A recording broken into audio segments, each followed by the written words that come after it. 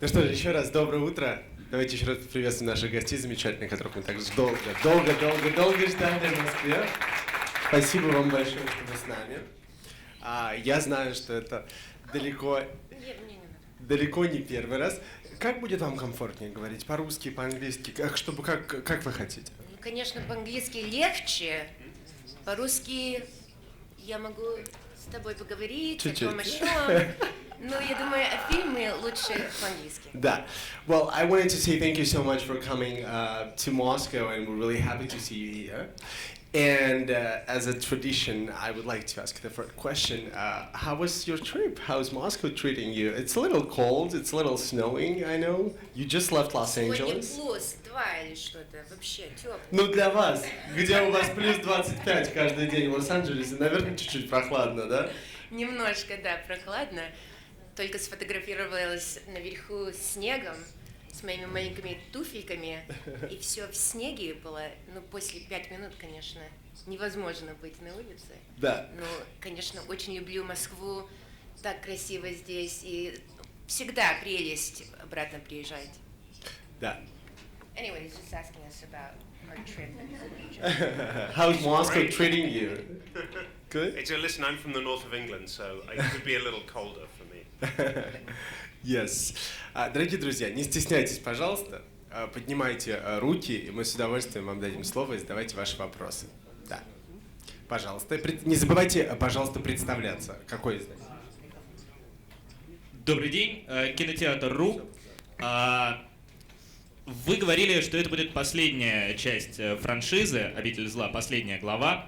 Однако в финальной сцене главная героиня Элис говорит о том, что у нее еще очень много работы. Соответственно, я в замешательстве... Не на экране. Не на экране. Жаль. Спасибо. Это и был ответ, я так понимаю, на вопрос. Очень простой. I know. Good. Oh, you got that. My Russian is very good nowadays. Ну, все наши фильмы заканчиваются так где-то открыто.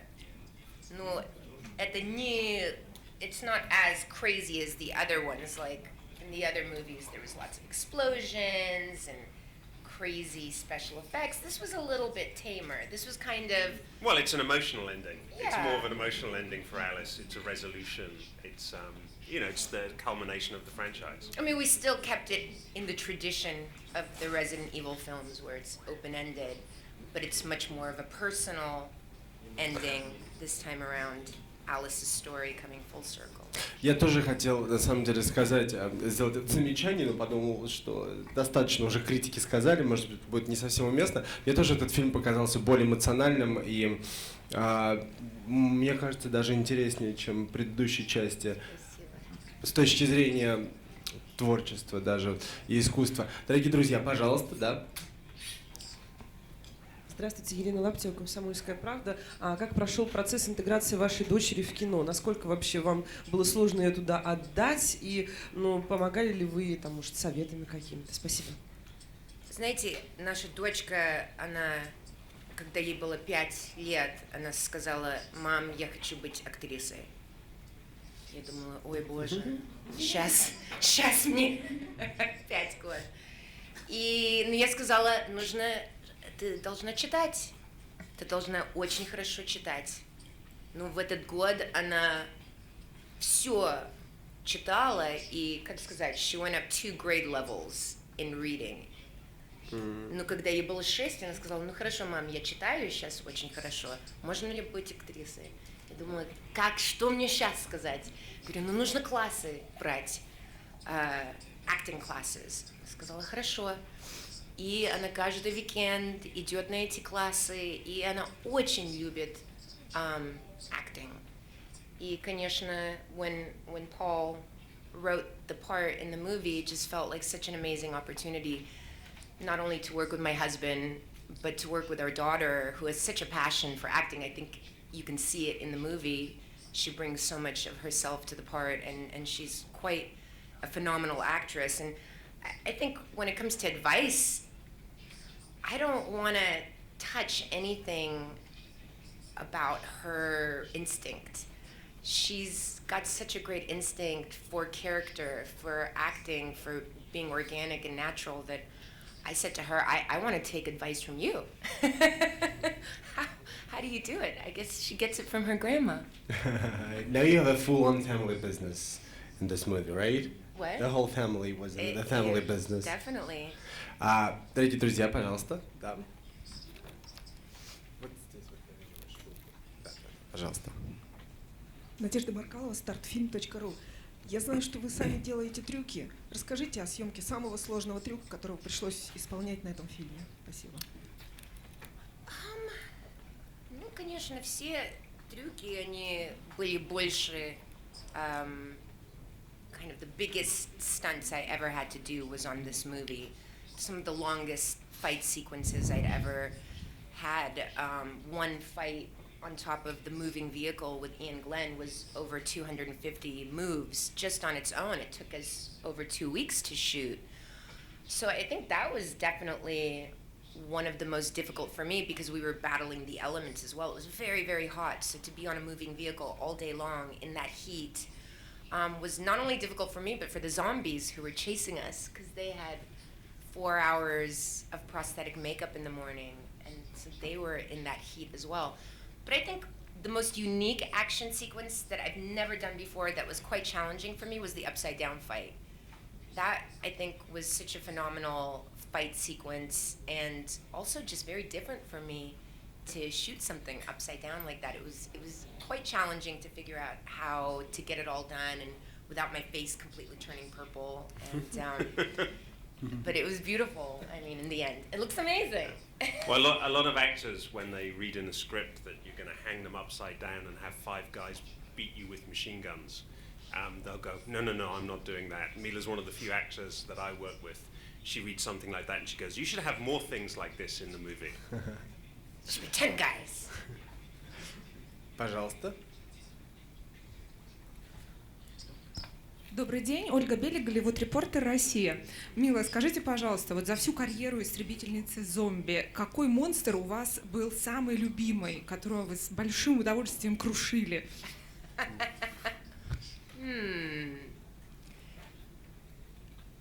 You know, for me, I think the scariest monsters are people. And so for me, I think the best bad guy that I've ever fought definitely is Ian Glenn. He's such a wonderful man in real life, such a sweet, quiet, very intelligent, articulate person, but then Totally evil. He's so evil. It's unbelievable. But I don't know. Which monster did I love fighting the most? It's hard to say. I mean, I always have a soft spot for the zombies, and the zombies keep getting better and better, I think, with each movie. And you know, people now know how to be professional zombies. Like when we first started 15 years ago, nobody had done zombie makeup. Nobody had been a zombie for almost 20 years before that. So people just didn't know. Now you have we had to literally have like extras that make a living off being zombies. Yeah, professional zombies. И они ходят из одного, they move from one movie to another, from Yeah. TV show, and then they basically, And really? they have all the training. They know how to walk weird. And, Yeah, when we did the first movie, no one had made a zombie film for 15, 20 years, so we had to train the zombies. Sure. And now you just don't have to do You that. were the pioneers, basically. Now you have to tell them to stop overacting. So it's a little, okay, less zombie. Пожалуйста. Здравствуйте, Леонид Преображенский, новости 360. Вот, смотрите, сегодня так совпало, День всех влюбленных, Обитель зла. Вот можно сказать, что она вас как-то соединила, сплотила и стала залогом вашей семьи? Обитель зла, Resident Evil. Yeah. That they brought us together and... oh, yay! Because it's a Valentine's Day. Do not forget that. Valentine's Day. Yes. Nothing says romance more than zombies. Yes. Yeah, I didn't even think about the fact that we were going to be doing this on Valentine's Day. Right? But it is the perfect Valentine's movie. It because is. You take your So girlfriend, sweet. she gets scared. No, it is a great date movie. And Milla's a great person to go watch a scary movie with because she's totally like, In fact, we were showing a clip of the movie, the Upside Down fight, actually, in Brazil, and Mila was watching it. She almost fell off the stage. She was so shocked. Well, I'm I like, got but you're in scared. the movie. Yeah, I got scared, and I know what's going to happen. So I said, well, good job, because definitely I knew it was happening, but somehow I still jumped. Пожалуйста. Ну, сюда. Здравствуйте, Москва 24. Мила, я знаю, что во время съемок вам приходилось еще совмещать материнство. Как это было? Тяжело ли это было? Ну, было тяжело, но все равно было очень интересно, потому что я кормила ребенка, и после какой-то трюки, или я бегу от зомби или что-то, а потом Пол говорит, все, cut, 10 minutes, и я бежу сейчас в трейлер, где ребенок спит, чтобы ее покормить, пока я имею немножко времени. И было смешно, потому что, ну, конечно, эти сетс, они очень такие destroyed and devastated, and there's zombies walking around, and there's fires burning, and it looks apocalyptic. There's dead bodies hanging on a bridge, and I had this little pink blanket that I put out underneath the bridge with the bodies, and I would nurse the baby on this little pink blanket, and then you have the zombies coming up and going, oh, she's so cute. So the whole thing was completely surreal. Yeah, I have some wonderful photographs of that happening. It was very Alice in Wonderland. Do you have those photographs? Well, Not here, not on me right now. like But I mean, some one- amazing memories. And the poor baby, because Mila's all covered in fake blood, and by the time the baby's finished, the baby's all covered in blood as well. Yeah, all her cute clothes are destroyed. Пожалуйста, следующий вопрос. У кого-то микрофон? Здравствуйте, Люба Фигурова, газета «Метро». Вопрос, собственно, про Россию. Какие русские... Следите ли вы за русским кинематографом? Какие русские фильмы вообще из последних смотрели? Вопрос и к Милле, и к Полу. Спасибо большое. Ты знаешь, я после ребенка не очень много фильмов смотрю. Мы больше, когда имеем где-то недельку, мы binge-watch Netflix, TV shows. Только это выключить голову, как сказать, выключиться. Да, так и есть. Отключить голову. Выключиться. Но где-то фильмы я не очень смотрела. Даже Оскар фильмы я еще не смотрела. Мы все имеем дома на дисках. I mean, we have two small kids, so unfortunately, a lot of our movies tend to revolve around Barbie and Pixar films and Маша и Медведь. Yeah, that and Luntik, Masha and Luntik, pretty much all of the time. Yeah, that's our favorite Russian filmmakers, the makers of Luntik and Masha. Пожалуйста, вопрос, молодой человек.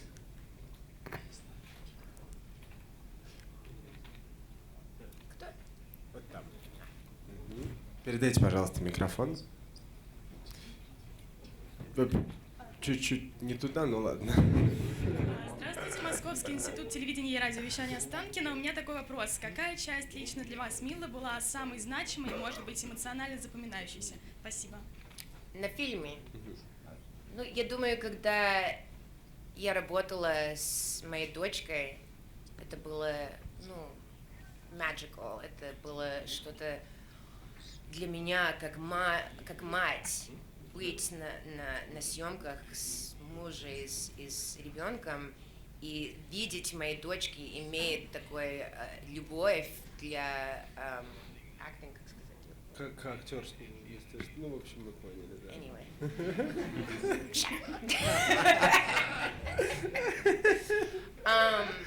Yeah, I think definitely the times that I was working with my daughter was the most incredible for me and just so emotional because I'll never forget it, you know, for the rest of my life. That was the point where I saw my daughter really find her passion and her love.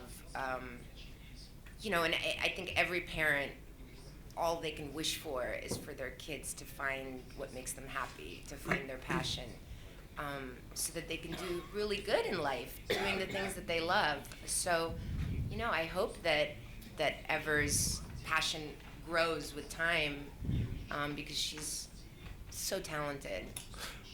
May I ask you a question about that? Because a lot of people that are successful in the industry do not really like their kids to follow them, because it is hard, right? And you not always want that hard life for someone you love.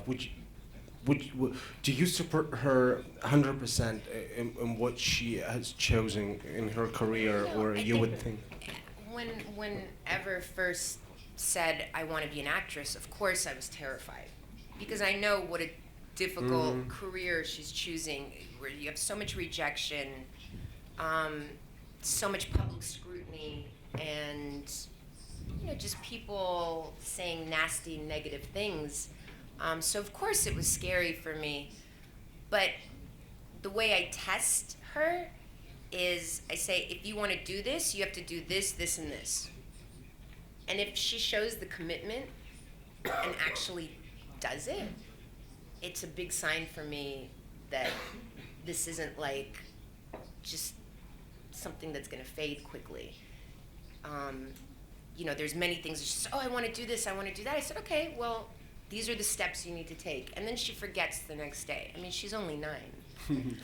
But with acting, it was something different. She really focused, and the amount of attention that she pays to her role as an actress, to her acting classes. I mean, it really showed me that she is committed to this in a way that I have to support. I mean, and she has a real talent for it as well. I mean, you can go to a lot of acting classes, doesn't mean you can act.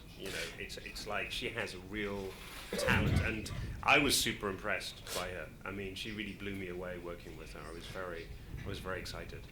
It was nice. There was a scene in the movie where her father is being buried and she's crying, and we said, what were you thinking about that made you cry? And you shot the scene, and it was in the rain, and she said, I just imagined how lonely it must be down there in the rain. And she started to cry. I mean, it's crazy. Like a little kid, she was all of 7 years old at the time. And she wasn't just emotionally in the moment so much so that she could make herself cry. She also was very aware of what the camera was doing, because I was shooting on very long lenses, and we were tipping down from Ian Glenn to Eva. And she only looked up at him and cried when the camera reached her. And we did that twice, and both times she looked up and there was a tear. And I've worked with a lot of adult actors who, they can be in the moment and they give you all the emotion in the world, but they have no idea what the camera is doing. And she has that incredible technical awareness, and I think it partly comes from having grown up on movie sets. Well, she has people to learn from, so not surprised, right? Listen, she has people to learn from, and we have her to learn from. Exactly. It's amazing, because I know for me, it took a lot of work. I mean, my poor mom will tell you the amount of rehearsals we would do, and she would get so frustrated with me because I didn't feel it. I just didn't know what to do with the character. I didn't understand what to do with the character, where she has just this instinct that is unbelievable for it. It's that natural talent. When people say, someone's naturally talented, I mean, she definitely is very naturally talented. Так, мы продолжаем. Спасибо большое. Девушка. Извините, пожалуйста. Там микрофон. Хорошо, тогда давайте. Антон Бондаренко, навигатор игрового мира. Paul, are you going to work with the video game franchise again? Do you know which one will be the next? It may be next, I'm not quite sure, but I'm developing a movie called Monster Hunter. It's based on a Capcom video game, the same people who created Resident Evil. So, I love video games, I love movies. So for me to make movies out of video games is a very natural step. So that's the next project I'm working on right now. Спасибо. Пожалуйста, следующий вопрос. Девушка. Здравствуйте, меня зовут Яна, телеканал НТК, Алматы, Казахстан. Милла, вот вы играете такую волевую женщину, а в жизни вы сильная, либо же, может быть, допускаете где-то капризы, быть слабой немного? Какая вот вы женщина в жизни? Спасибо. Я думаю, это, как сказать, depends. It depends Зависит от времени, когда ты... От ситуации. Ты видишь, у меня есть когда-то на какой-то день я очень сильная, на какой-то день не такая. Ну, я думаю, все имеют ups and downs, как сказать. Ну, И когда ты чувствуешь хорошо сам собой, да? даже не знаю, как перевести ups and downs, вы понимаете, когда у тебя Да, все да, классно да. или когда совсем плохо. Да. Yeah, so I feel like it really, everybody goes in, it like comes in waves. Your confidence level changes depending, especially as a woman. I feel like our moods change. Sometimes I feel really strong and very in control and very on top of it. Sometimes I feel completely helpless, especially when Paul's around to make me tea. I just can't move. Спасибо за вопрос. Милла, вот хотелось узнать, вот стал ли вот в какой-то, ну, вот в какой-то момент как-то грустно, что тебе придется вот уже прощаться с этой героиней, так сказать? Ну, конечно. You know, I'll answer this in English. You know, after 15 years of playing Alice, and it's been such an incredible journey, not only in my career, but in my personal life as well. You know, Alice has meant so much to me, and kind of taught me so much. You know, I feel like she really is an inspiration, and she is somebody that I have a lot of respect for, and that actually helps me in my everyday life. When I'm feeling down, when I'm feeling like things are tough, I kind of channel my inner Alice to help get through my day. And, you know, of course it's difficult to say goodbye, but at the same time, you know, it's 15 years, 6 amazing films, and I think this one is definitely the best, and it was such an amazing experience. And I mean, listen, I think as actors we're always moving, you know, it's never like you have one job. I mean, it's kind of what you sign up for, is that you're gonna work for a few years, maybe you won't work for a few years, hopefully you do, but you never know. I'm officially an out-of-work actress by tomorrow morning. So yeah, it's scary. But I think that's what makes the film industry so exciting as well, is that you never get stuck in one job doing one thing with a guaranteed paycheck. It's like you do loads of different things and play many different people, and you know, sometimes you don't work at all.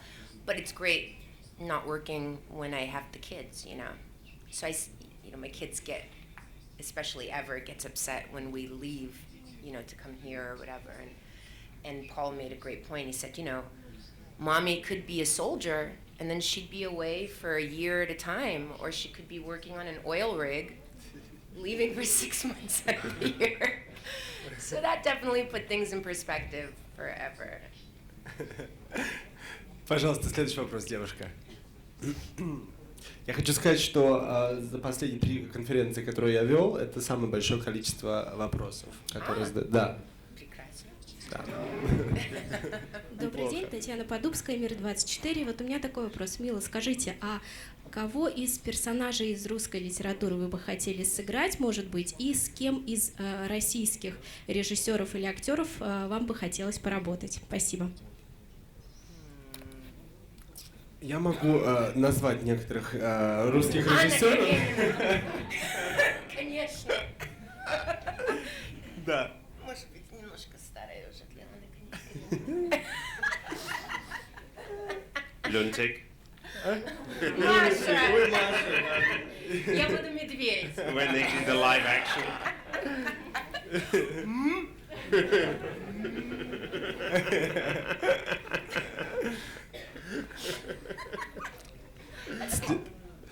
Следующий вопрос, пожалуйста. Молодой человек. Журнал «Громания». У меня такой вопрос, что вот скорее больше к Полу. Во второй части фильма создателем вируса был Эшфорд, я помню, да, доктор Эшфорд. Он его создал для того, чтобы вылечить свою дочь. В шестой части фильма вирус создал Джеймс Маркус. Вот как так вышло, что создатель вируса изменился по ходу сюжета? И еще, если можно сразу... This question is already making me sweat. There was. Well, the long and rambling solution to that is that in an earlier version of this movie, it was explained what had happened is that there was a progenitor cell that was right before the T-virus, and the T-virus was the weaponized version of the progenitor cell, and the inventor of the progenitor cell was Marcus, and he worked with Ashford on the T-virus together, and we had Jared Harris appearing at the start of the movie, and it was very, very long and very complicated. And the opening of the movie went on and on and on and on and on. And for people who've seen all of the films, it kind of answered that one question. But for people who didn't know anything about the movies, they were like, first 5 minutes, they went, I have no idea what's going on. And, I made the decision to take that little bit out to kind of make it clearer for a broad audience. And then I thought, what, the really hardcore fans can give me a hard time about it, and I can explain it in person. But it was one of those things that kind of I did think about, and we did explain it, but it kind of hit the cutting room floor. Дорогие друзья, у нас осталась возможность задать 2 вопроса, поэтому, пожалуйста, давайте по нашей традиции мы зададим самые-самые интересные из них. Как вы думаете, у кого из вас просто сумасшедшие вопросы? Давайте так честно придумаем. Вот девушка, я вам верю. Я вижу, что вы... Это Бождев, да? Милла, здравствуйте, здравствуйте, Пол, Ростелеком, Софья Золотая. У меня, правда, не сумасшедший вопрос, но он очень важный. Вот что вы посоветуете все-таки молодым актерам российского кинематографа, на что сделать упор для того, чтобы достигнуть подобного успеха, как у вас? Я по-английски. Не только приехать, Артем, ты знаешь, это сложно там тоже.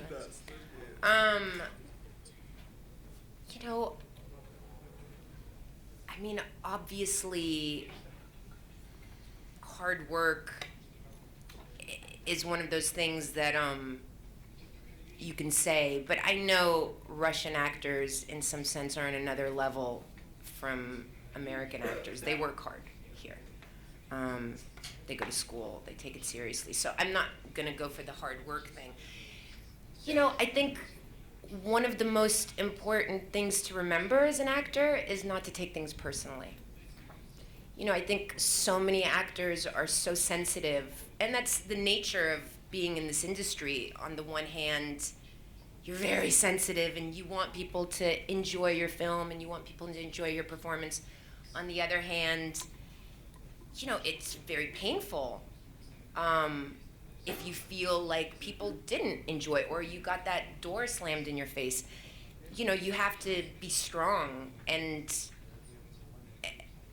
know that it's definitely a very difficult career, and it's something that I've always done other things just to keep myself interested. I think one of the pitfalls of being an actor is that you can get so obsessed with your career that you sort of become like one-dimensional.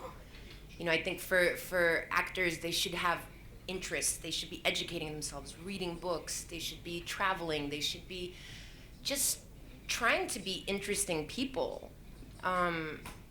Because in the end, people want to work with people they have a good time with.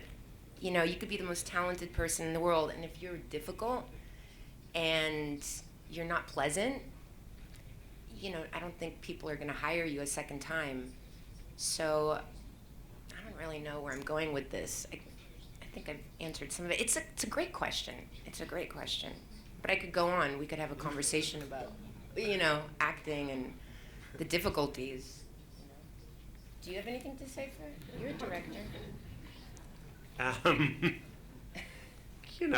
Listen, I'm so glad I'm not an actor. I see how hard actors have to work, and for me, rejection is people don't like the movies I make, but it's a rejection of my work rather than a personal rejection. And I think if you're an actor, it's hard not to take it really personally, because that's your face there. If somebody says they don't want you for a role, how can you not take it personally? So it's a tough job, and Milla's right. You have to have that combination of, on the one hand, being very, very sensitive, so you can immerse yourself in a character, but then also really, really thick-skinned, so that you can put up with all of the rejection. So it's tough. I mean, I think perseverance. I mean, that's the main thing. There's no one's ever lucky in the acting business. It doesn't happen. You create your own luck, and your luck is preparation and perseverance combined. Спасибо большое за ответ, за такой вопрос хороший. У нас есть еще одна возможность задать один вопрос. Я даже не знаю, кого выбрать. Хочется, чтобы он, правда, был очень интересный. Ух вот, ты! Да? Мне кажется, давайте, не подведите. Дайте, пожалуйста, девушке микрофон.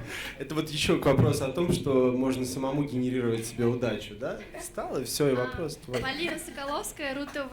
Nice to meet you in Russia, Paul and Милла. На этом мой английский прекрасно заканчивается. Милла, что тебя может заставить остаться в России? Пельмени, Аэрофлот, Путин, потому что в Америке, я так понимаю, кроме Путина вообще больше никого не знают. Вот что тебя может заставить остаться в России? Спасибо. Ну, конечно, пельмени я бы осталась. Хорошие пельмени это не легко найти.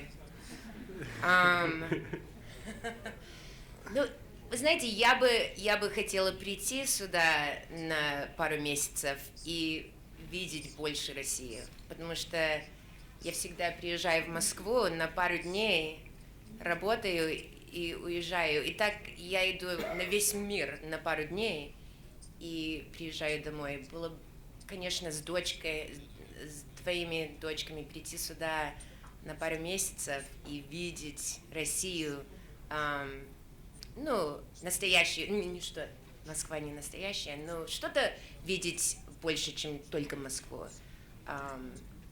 Я 10 лет назад пошла в Киев, и это было великолепно. Я бы хотела в Петербург пойти, ну, что-то different сделать, конечно, видеть больше страну. Спасибо вам огромное за такие интересные и приятные вопросы, ответы. Спасибо вам за вопросы и ждем вас в кино. Спасибо.